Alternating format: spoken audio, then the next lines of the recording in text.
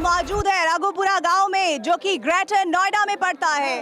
आज बात एक लड़की की, उस लड़की की जो अपने प्यार की खातिर पूरी दुनिया से लड़ गई। नाम सीमा, मुल्क पाकिस्तान। मैं प्रीति रघुनंदन उसके मायके की कहानी आज आप तक पहुंचाऊंगी। नमस्कार, मेरा नाम निधि वासंदानी है और मैं सीमा के ससुराल की कहानी पहुंचाऊंगी, जो कि सिंध से है। पाकिस्तान के सिंध से कैसे वो ग्रेटर नोएडा आ गई, ये कहानी भी हम आप तक पहुंचाएंगे। नमस्कार, आपके साथ मैं हूं सुरभि शर्मा। और पाकिस्तान की बात होती है तो वो बहुत स्टीरियोटाइप है। महिलाएं भी ज्यादातर पर्दे में रहती हैं और सिंध एक ऐसी जगह जो कि हॉरर किलिंग के लिए कुख्यात भी है। आज कट्टर पाकिस्तान की सीमा की प्यार की कहानी आपको मैं बताऊंगी। नमस्कार, आप सभी के साथ मैं हूं प्रतिभा मिश्रा। साधारण से बैकग्राउंड की एक लड़की जो कि पाकिस्तान के एक पिछड़े इलाके से आती है, वो आखिरकार एक वायलेंट गेम जिसे पबजी कहा जाता है वो कैसे खेलती है, उसके प्यार की कहानी, उसकी बहुत चर्चा हो रही है, उस पर भी आज बात होगी। नमस्कार, मैं ऋतु रोहिणी। भारत पाक के प्यार से जुड़ी हुई फिल्मों में, कहानियों में हीरोइनें जो है वो या तो हीर हैं या राजी हैं, लेकिन सीमा प्रेमिका है या फिर एक जासूस, इसकी कहानी मैं आपको बताऊंगी। सीमा की कहानी किसी फिल्म से कम नहीं लगती, लेकिन उन तमाम कहानियों के बीच ऐसा बहुत कुछ है जो आप सीमा के बारे में, जो पाकिस्तान से यहाँ ग्रेटर नोएडा तक का सफ़र तय कर चुकी हैं, आपने नहीं जाना होगा, नहीं सुना होगा। तो उन्हीं कहानियों को हम आज TV9 भारतवर्ष पर बेपर्दा करेंगे। सबसे पहला सवाल मेरा आपसे सीमा, कि आप बचपन में किस तरह से आपका पढ़ना लिखना हुआ, आपकी परवरिश कैसे हुई, माता पिता का प्यार, भाई बहन, क्या क्या रहा, एक एक करके सिलसिलेवार शुरू से आप बताइए। मैम, पहले तो मेरी जो मम्मी थी, हम बहुत छोटे थे। मेरी छोटी बहन है जो अब 20 साल की है, वो मम्मी तब बहुत छोटी, 2 महीने से 3 महीने की थी, मेरी मम्मी की डेथ हो गई थी। तो इसलिए माँ हमने कभी देखी नहीं। हमारे पापा ही हमारी माँ थे, पापा ही हमारे पापा थे। तो गांव में हमें पली बड़ी हूँ, वही गांव के खेतों में घास फूस करना, ये वो करना, हम वहीं पे रहते थे गांव में। बचपन से गांव में रही हूँ मैं। तो स्कूल कभी गई नहीं हूँ, ट्यूशन पढ़ी हूँ। पापा ने, जब मुझे बहुत शौक़ था हम तीनों बहनों को, तो हमारे पापा बहुत अच्छे थे, जैसे माँ भी थे और पापा भी थे। तो उन्होंने ट्यूशन पर बिठाया और एक सरकारी स्कीम खुली थी वहाँ, घर घर बच्चों को पढ़ाना, जो महिलाएं सिंध में नहीं निकलती ज़्यादातर, तो उन्हें घर घर पढ़ाया जाए। तो वहीं से मैंने थोड़ी सी शिक्षा ली, तो 5 तक, ज़्यादा नहीं मेरी शिक्षा है मैम। जी मैम। शादी कब हुई, क्या उम्र में शादी हुई थी मेरी? तब मैं 18 से 17 साल की थी मैम। इतनी जल्दी शादी हो गई? राजी थी? राज़ी नहीं थी मैम, मैं किसी और को पसंद करती थी और मेरी इनसे शादी करा दी गई। तो आपने माता पिता को बताया था? मेरे पापा को पता था, मम्मी तो थी ही नहीं। तो हमारे यहाँ पसंद की शादी, अगर किसी को पसंद करना, क्राइम माना जाता है मैम। गांव में क्राइम ही माना जाता है। यहाँ तो उनकी कहीं दूर शादी कर देते हैं, कहीं भी कोई भी कैसा रिश्ता मिल जाए तो उनकी दूर शादी कर देते हैं। ससुराल भी सिंध में है? जी दूर है थोड़ा, पर सिंध में है। मेरा सवाल इस बात को लेकर है सीमा आपसे, जिस जगह पर आपकी परवरिश हुई है और जिस मुल्क में, जिस कट्टरता की हम बात करते हैं पाकिस्तान में, वहाँ रहते हुए आपने इस प्यार के लिए वो हिम्मत कैसे जुटाई? आपने कहा पहले आप किसी और से प्यार करती थी, उसके बाद शादी आपकी हैदर के साथ भी हुई, और सचिन के साथ जुड़ना, किस तरीके से उस प्यार के एहसास को समझते हुए आप इतना बड़ा कदम उठा पाई? मेरी पहले तो शुरू में तो मैंने नहीं सोचा था कि कभी मैं भारत आने का सोचूंगी भी। हम गेम खेलते थे साथ में, तो अच्छा लगता था इनके साथ, क्योंकि मैं अकेली रहती थी। मेरे पति तो दूसरे देश में थे, मेरे पापा ही थे, वो ऑटो रिक्शा चलाते थे। वो रात को आते थे और सोते थे, सुबह को चले जाते थे। तो हमारे 2 कमरे थे, छोटा सा घर था, ज़्यादा बड़ा घर नहीं था। तो इनके साथ गेम खेलना, बात करना अच्छा लगता था, क्योंकि अकेली रहती थी, बच्चे मेरे छोटे थे तो वो सो जाते थे, या वो मतलब बातचीत इतनी नहीं करते थे। तो मुझे इनके साथ इतना अच्छा लगता था टाइम स्पेंड करना। दिन में रात में हम बातें ही करते रहते थे। ये इंडिया दिखाते थे, मैं पाकिस्तान, तो मुझे बहुत अच्छा लगता था इनके से बात। नहीं, मुझे खुशी होती थी कि मैं किसी इंडियन लड़के से बात कर रही हूँ। एक फीलिंग अलग होती थी जब इनको मैं अपना देश दिखाती थी, अपने वहाँ पे शादी, ये फंक्शन दिखाती थी, तो ये भी इंटरेस्ट से देखते थे और मैं भी इंटरेस्ट से, ये यहाँ के त्यौहार वगैरह मुझे दिखाते थे कि आज हम होली मनाई इन्होंने, तो दिखाते, बहुत इंटरेस्ट, बहुत अच्छा लगता था मुझे। जिन लोगों के बीच आप रही हैं, उनकी सोच से तो आप वाकिफ थी कि किस तरीके से उनका नज़रिया है? उनके रहते हुए कदम उठाना आसान था? मतलब मैं अकेली रहती थी मैम शहर में। शादी के बाद मैं शहर शिफ्ट हो गई। हमारे 2 कमरे का छोटा सा घर था, मैं और मेरे पापा रहते थे। हाँ, अगर गांव में होता तो इतना नहीं होता, क्योंकि गांव में फ़ोन रखना भी अलाउड नहीं था मैम। मैं कराची में थी तभी मैंने फ़ोन लिया था। जितने मैं समझ पाई हूँ सचिन से आपके प्यार का जरिया पबजी बना। ये कैसे हो गया? एक लड़की जो कहती है कि मैं पढ़ी लिखी नहीं हूँ, मुझे कभी वो मौके नहीं मिले जो मुझे चाहिए थे कभी, लेकिन एक ऐसी गेम जिसे बहुत वायलेंट कैटेगरी का माना जाता है, वो आपको फ़ोन मिल जाना, फिर उतना डेटा मिल जाना, उतना समय मिल जाना कि आप पबजी जैसा गेम खेल पाती थी, और उससे आप कैसे सचिन से जुड़ पाई? मैम ज़्यादातर तो रात में ही पबजी खेली मैंने जब शुरू में ही डाउनलोड करी थी पबजी गेम। सब खेलते थे वहाँ पे, तो पबजी वहाँ सब खेलते थे। कुछ दोस्तें थी मेरी वो भी खेलती थी, कुछ मोहल्ले के लोग भी खेलते थे। पबजी बहुत अच्छी है, कोई कहता लड़कियाँ मिल जाती हैं, कोई ऐसे, मतलब बहुत मज़ा आता है। 4 लोग बैठ के खेलते थे तो बातें भी होती, तो अच्छा लगता था। तो मैंने डाउनलोड करी, मेरा लड़का भी खेलता था और मैं भी। फिर अचानक से ये मेरे गेम में आ गए, अचानक से आ जाते हैं, रेंडम में मतलब बोलते हैं, तो 4 लोग जुड़ जाते हैं, 4 पार्टनर हो जाते हैं, फिर वो 6-7 मिल के खेलते हैं। तो ये और एक इनके दोस्त थे, मेरा मारिया खान नाम था, आईडी में फेक नाम रखा था, क्योंकि अगर अपना नाम रखते नहीं हम आईडियों पे, मतलब क्राइम माना जाता, मतलब मारते पीटते हैं घर वाले, तो मैं मारिया खान नाम रख रखा था मैंने। तो ये लोग आ गए, तो ये लोग खुशी मना रहे थे कि लड़की गेम में आ गए। इनको ना पता था कि पाकिस्तान से, मैं ना मुझे पता था कि ये भारत से हैं। तो ये मुझे मतलब इंटरेस्ट दिलाने लगे कि लड़की है, तो ज़्यादा मजाक करने लगे। मैं तब भी इनसे बात नहीं कर रही थी। जब गेम ख़त्म हो गई हमारी तो इन्होंने चिकन डिनर करा दिया मेरा, तो मुझे अच्छा लगा कि भाई मेरा चिकन, पहली गेम और चिकन डिनर हो गया, तो अच्छा लग रहा था। तो फिर इन्होंने फ्रेंड रिक्वेस्ट भेजी मुझे। अंदर फ्रेंड रिक्वेस्ट भी होती है, चैटिंग भी होती है, वॉइस भी होती है, और वॉइस पे बात भी होती है। तो वहाँ से हमारे गेम खेलना स्टार्ट हो गए। ये 2020 की बात है मैम। मतलब ये दोस्ती और कब तक पहुंची, गेमिंग से दोस्ती तक का ये सफर कितना? ये तकरीबन 1-1.5 महीने के बाद इन्होंने कहा कि जब भी तुम गेम खेलती हो, हम समय पे नहीं मिल पा रहे, तो अपना कांटेक्ट दे दो, मैं स्क्रीनशॉट ले लूँ, आपसे चैट करूँगा, मैसेज कर दूँगा, आप आ जाना। तो इन्होंने मुझसे कांटेक्ट लिया और मैंने इनका लिया, फिर हमने चैट करना शुरू कर दी। मैम पबजी खेलती थी तो फिल्में भी देखती होंगी। राजी एक फिल्म है जिसमें पाकिस्तान जाकर एक हिंदुस्तानी महिला ने शादी कर ली और वो वहाँ जासूस बन गई, और कुछ ऐसे ही राजी फिल्म का नाम है जिसमें आलिया भट्ट ने एक्टिंग करी है। इंडियन मूवी है बॉलीवुड की। ऐसे में आप पे भी ऐसे ही सवाल उठ रहे हैं, आप भी शक के दायरे में हैं, तो आपके पास क्या दलीलें हैं जिससे आप ये साबित कर पाएंगे कि आप जासूस नहीं हैं? मेरी जो भी दलीलें हैं, जो भी चीज़ें मेरे साथ आई थी पाकिस्तान से, वो भी कस्टडी में है। तो कुछ तो हो गया है कंफर्म, कुछ भी कंफर्म हो जाएगा, और मुझे यकीन है कि सच ही सामने आएगा। ऐसा कुछ भी नहीं है मैम।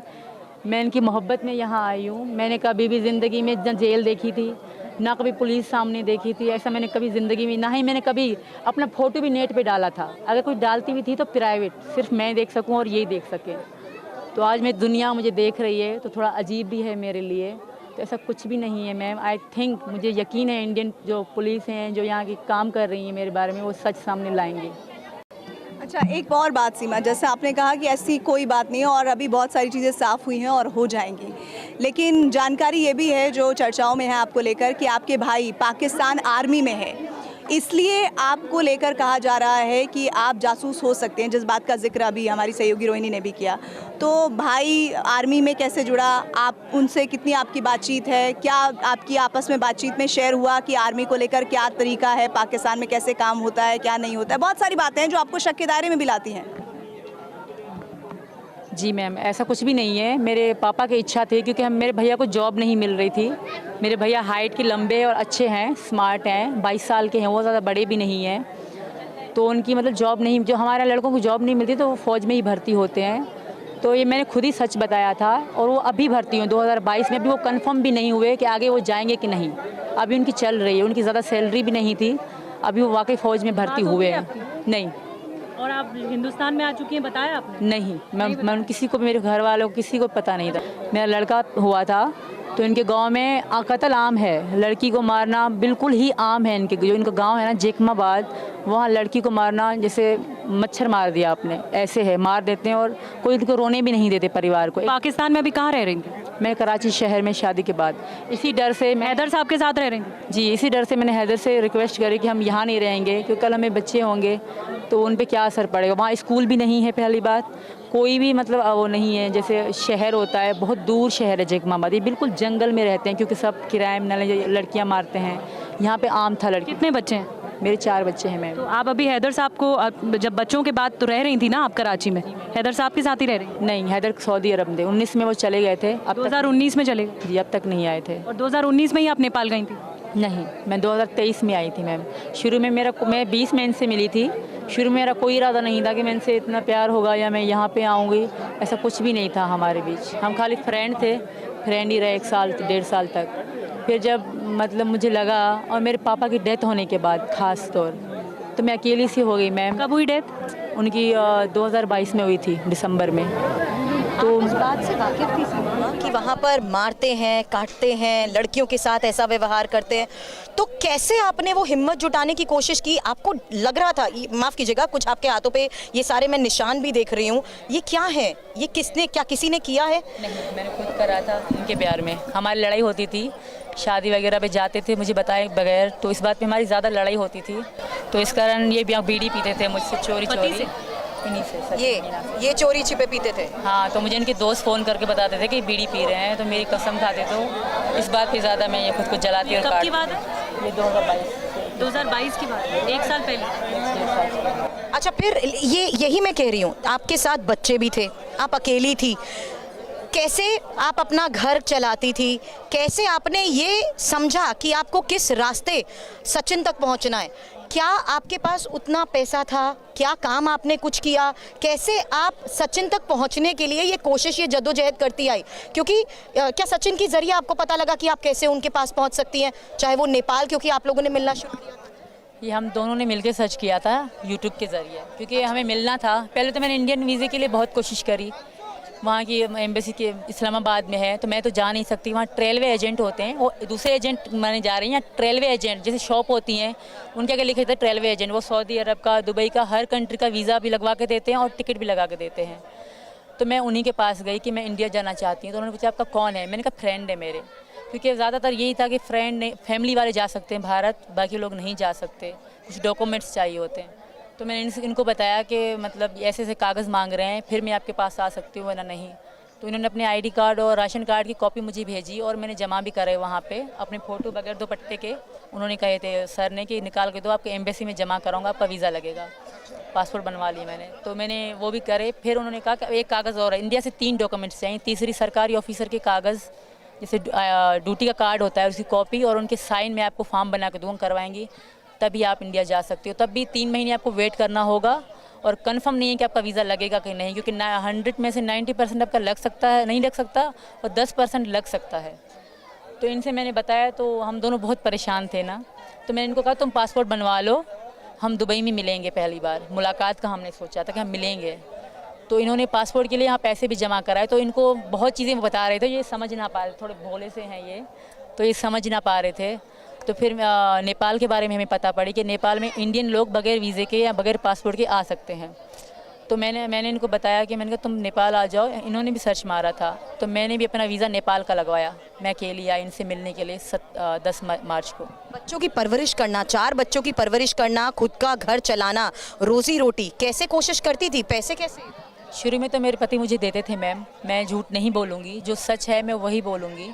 मुझे देते रहे, पर रिस्पेक्ट मेरी वो बिल्कुल भी नहीं करते थे। हर बात पे लड़ाई करना, गाली गलौज करना उनकी आदत सी थी। बाहर से परिवार के वीडियोस वगैरह भी देखे हैं और सब यही मानते हैं कि आप बहुत साधारण परिवेश से, साधारण परिवार से आती हैं, इसीलिए आपकी कहानी शायद बहुत सारे लोगों को उत्सुक भी करती है कि ये सब कैसे मुमकिन हो गया। और बहुत ज़्यादा लोग पूछते हैं, उनके मन में ये उत्सुकता आती है कि क्या आप बॉलीवुड की फिल्मों से भी इंस्पायर्ड हैं, कि क्या फिल्में बहुत ज़्यादा देखती हैं? क्योंकि कई बार उनको लगता है कि ये सब शायद हम लोग फिल्मों में ही उम्मीद करते हैं कि ऐसा कोई लड़की कर देगी, वो प्यार में इतनी पागल होगी कि वो सीमाओं को तोड़ते हुए वो ऐसे इधर से उधर चली जाएगी। ये कैसे हो गया, कैसे संभव हो गया? अभी भी बहुत सारे लोगों के लिए मुझे लगता है अनएक्सपेक्टेड।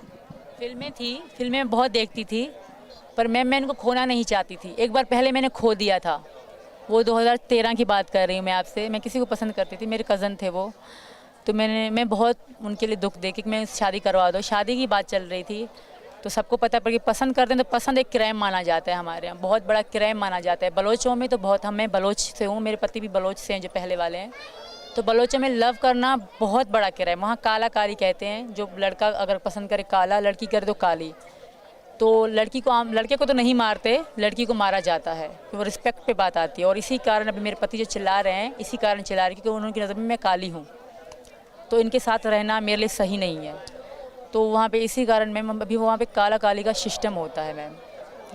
एक मोहब्बत आपकी ये है जो आपको एक मुल्क से दूसरे मुल्क से आपके उस जगह पर पहुंचाती है जहां पर आपका प्रेमी रहता है, और एक मोहब्बत आपकी वो है शादी से पहले कि आपके माता पिता ने नहीं चाहा और आपने कहीं और शादी कर ली। तो वो कौन शख्स था, क्या हुआ था जो वहाँ आपके माता पिता ने शादी नहीं की, पूरी बात बताइए ज़रा। ज़हीर नाम था उनका, जेड से ज़हीर नाम था उनका, ज़हीर नाम था उनका जी। तो उनको मैं बहुत पसंद करती थी। इनको भी मैंने बताया था कि मैंने पहले किसी को चाहा था इतना जितना अब तुम्हें चाहती हूँ। तो मैंने कहा वहाँ मैं नाकामयाब रही, मैंने कहा अब तुम्हें खोने नहीं दूँगी। मैं किसी भी कीमत में इनको खोना नहीं चाहती थी, और मेरा इनसे वादा था, क्योंकि ये भी इनका भी इतना कोई नहीं था पैसा कि मुझे भेजें। इन्होंने कहा था कि मैं तुम्हें कुछ भेजूँ, पर मुझे पता था कि इनकी नहीं है स्थिति सही। तो मैंने कहा नहीं, मैंने कहा ये मेरे प्यार में दाग है कि मैं तुमसे 10 रुपये भी लेती हूँ तो ये गलत है। मैंने कहा मेरे पास आखिरी 1 रुपया होगा, उस पर मैं तुमसे मिलने की कोशिश करूँगी, बाकी मैं हार नहीं मानूंगी। गुलाम हैदर के साथ आपकी आप सेकेंड वाइफ थी, लेकिन आप क्या लव मैरिज थी? नहीं मैम, अरेंज मैरिज थी?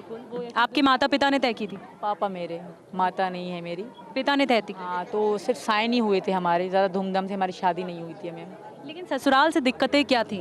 क्यों आप इस तरह से कह रही हैं कि वहाँ हिंसा ज़्यादा होती थी?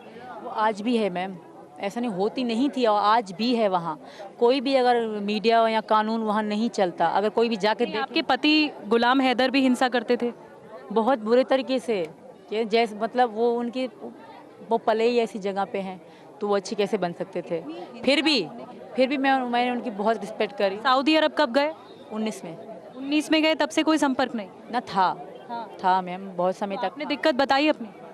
मैंने नहीं बताई मैम, अगर मैं इनको इनके बारे में थोड़ा ही बताती ना तो मुझे मार दिया जाता। हैदर ने मुझे एक बार नहीं कई बार तलाक दी, पर कोई रास्ता ना होने के कारण मैं कहीं नहीं जा सकी मैम।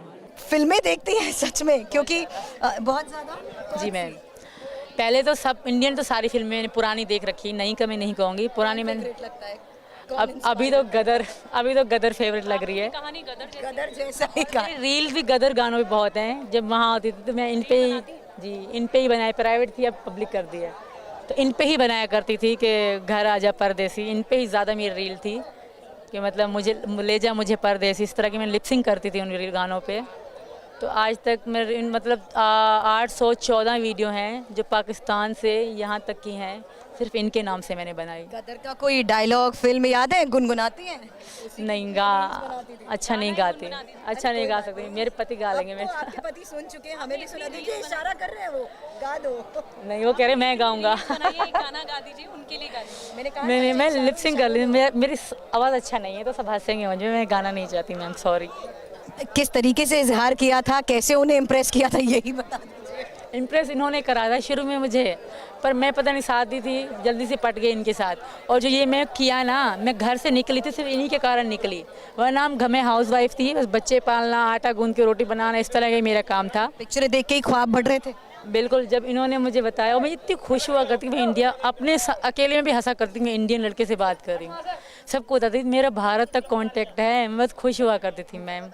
फिर जब इनसे मेरी बहुत मोहब्बत हो गई तो मैं सोचती थी मैं इनके बगैर नहीं रह सकती। मैं रात रात रोती थी, सारी रात 1-2 बजते आ जाते थे, ये सो जाते थे। मैं यूट्यूब में सर्च मारती थी कि मैं ऐसा नहीं, मेरे बॉर्डर भी सर्च मारे थे, मैं झूठ नहीं कहूँगी कि बॉर्डर से कैसे जा, मतलब ऐसा जुनून था कि बस जाना है, कैसे भी करके मैंने जाना है। मैंने बहुत लोगों से मतलब यूट्यूब में कमेंट में मैसेज लिखे कि प्लीज़ मेरी हेल्प कर दो, मुझे इंडिया जाना है। पर क्या आरोप लगता है, आप खुद भी चाहती हैं कि जल्द से जल्द आपको उसको लेकर क्लीन चिट मिल जाए, आप कह रही हैं खुद भी आप परेशान हैं। ये भी सवाल पूछा जा रहा है कि भारत आने के लिए शारजाह से आप नेपाल होते हुए फिर भारत आए, ये क्यों, ये रूट आपने क्यों चुना? मैम ऐसा है कि हमारे यहाँ से ना भारत डायरेक्ट जहाज़ आएगा, ना नेपाल डायरेक्ट जहाज़ जाएगा, जैसे कनेक्टेड फ्लाइट कहते हैं, मतलब पाकिस्तान से दुबई से काठमांडू ऐसे जहाज़ उड़ते हैं, सीधा पाकिस्तान से नेपाल जहाज़ नहीं उड़ते मैम, मतलब इंडिया के ऊपर से हमारे जहाज़ नहीं उड़ते। जहाज़ पहली बार एयर अरबिया था, तो पहले शारजा, रुक जाओ, पहले शारजा ना चल रही, मेरा कहना ना मान रही, अपनी बात पूरी कर लो, कहना ना मान रही, ठीक मैम, मेरा कहना। मैं पहली बार जो इनसे मिलने आई थी तब शारजा एयर अरबिया से, शारजा से काठमांडू, सेकंड टाइम दुबई से, मैं फ्लाई दुबई थी, मेरी दुबई का जहाज़ था फ्लाई दुबई, तो पाकिस्तान से दुबई से मैं काठमांडू आई। अच्छा, ये तो बता दीजिए किस वादे के साथ आप लेकर आए हिंदुस्तान में, तो तो जो प्यार करते हैं वो तो बता दीजिए पब्लिक को। जो हमारा प्यार है, प्यार का ही वादा है हमारा। प्यार का वादा है हमारा वादा है हमारा प्यार। इन्होंने मुझे